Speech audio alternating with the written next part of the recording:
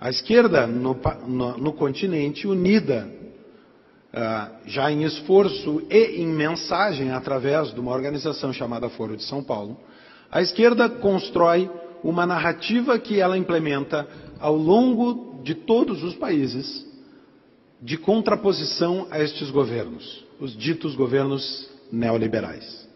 E o que diz essa narrativa? Ela diz, em primeiro lugar, ela é uma narrativa ética. Ela diz que estes governos foram corruptos, que a causa da corrupção são estes governos neoliberais.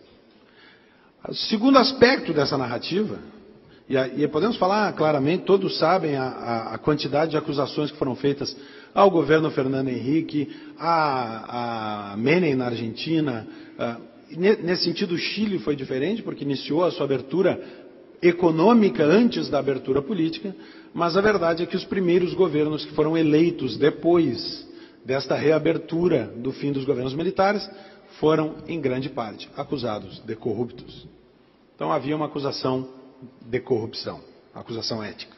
Em segundo lugar, a esquerda construiu uma narrativa econômica, de que estes governos haviam empobrecido as suas nações, ou ao menos não haviam conseguido retirar as pessoas da miséria.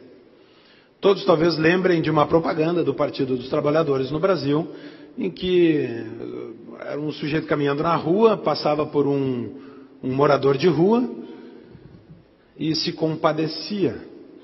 E a propaganda era mais ou menos assim: se você também fica chateado ao ver isso, no fundo você também é um pouco PT.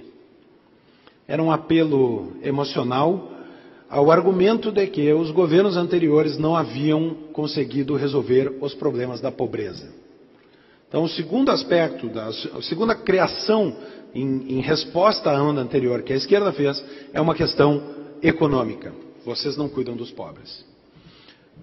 Ética econômica, mas econômica. Não conseguiram gerar riqueza. A terceira acusação é uma acusação de ordem democrática, de ordem política. Eles diziam, estes governos são herdeiros da ditadura. Os seus partidos nasceram da ditadura, esse sujeito já estava no Congresso durante a ditadura e não sozinho conseguiu parar a ditadura, portanto, são filhotes da ditadura, essa é a expressão do Brasil. A narrativa que a esquerda criou, produziu, organizou e comunicou ao continente inteiro baseava-se em três aspectos. Um aspecto ético, eles são corruptos. Um aspecto econômico, eles não resolveram o problema da pobreza. E um aspecto democrático, eles não são democratas, eles são ditadores disfarçados. E com isso se produz uma nova onda, que é a onda da qual agora estamos assistindo os estertores. Produziu-se uma onda, a onda bolivariana. A onda de religação dessas esquerdas, de retomada de poder, como bem mencionaste, Brasil, Argentina, Paraguai, Equador, Venezuela, o que mais? O Chile, em certo grau. Em certo grau, é claro que há diferenças, o Álvaro Vargas Llosa gosta de dizer que há governos socialistas carnívoros e socialistas herbívoros. No fim das contas, socialistas são. Aos que são mais perigosos, e o caso venezuelano não nos deixa mentir. Pois bem, o que aconteceu quando tomaram o poder? Sob esses três aspectos. Sob o aspecto econômico, apesar da propaganda que a esquerda produziu de ter resolvido o problema da pobreza, ao fim dos 13 anos de governo do PT no Brasil, o Brasil é um país rico. Os pobres brasileiros vivem bem.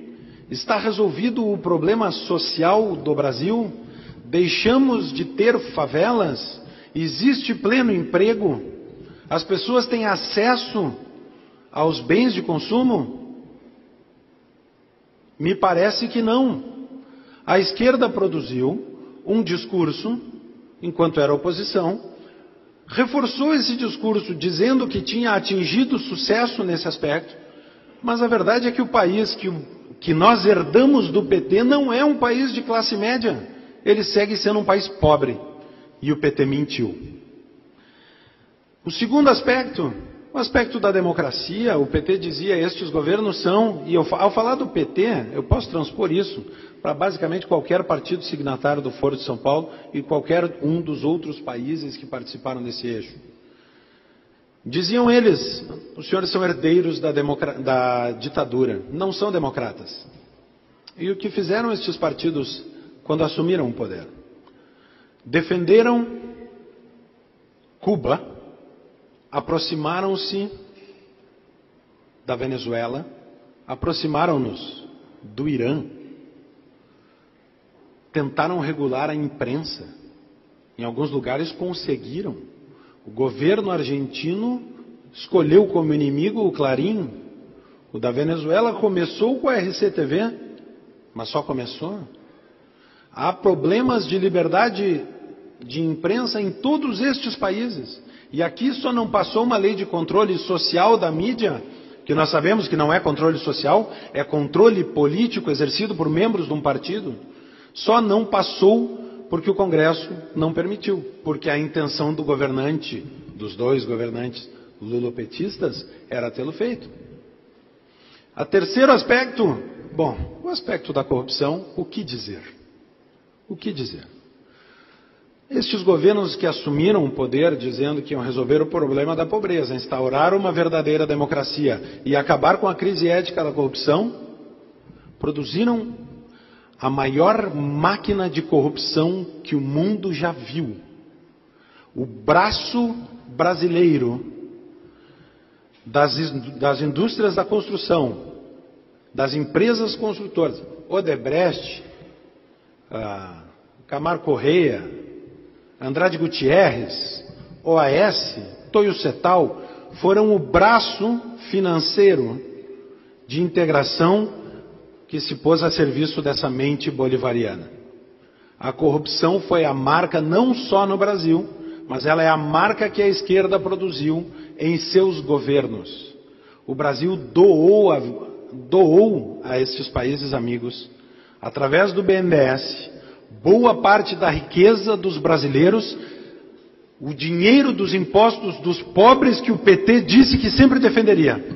O PT traiu o Brasil. Estas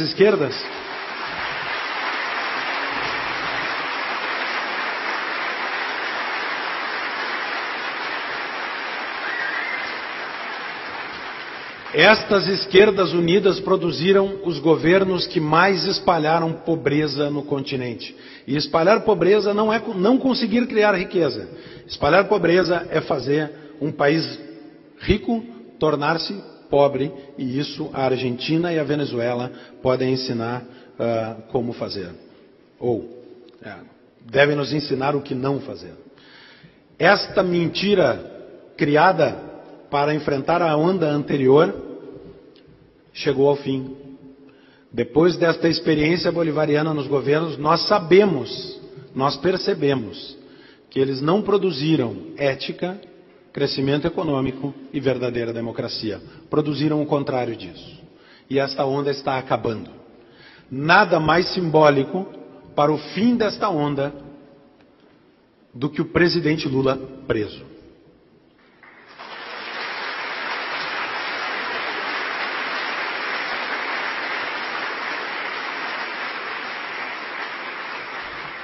Um regime acostumado a usar aviõezinhos para levar caixas de dólares a seus amigos no continente, viu um aviãozinho levar o seu líder para o Chilindró. Inclusive com áudios muito interessantes gravados da torre de controle, que eu tenho certeza que a internet já nos permitiu conhecer.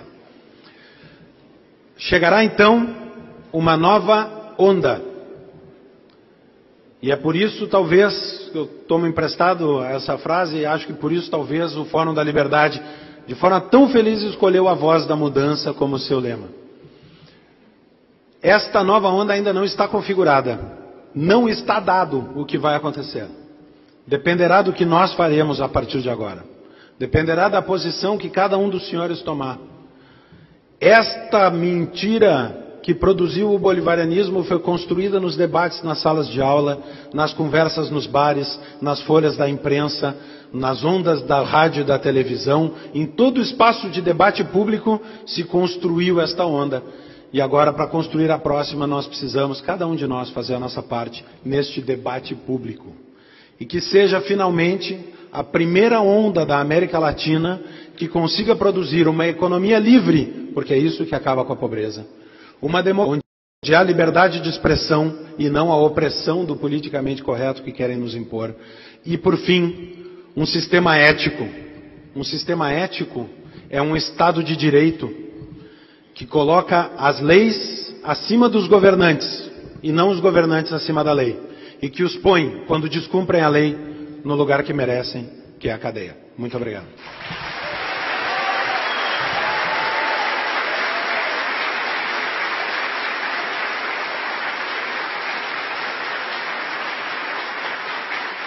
Ricardo.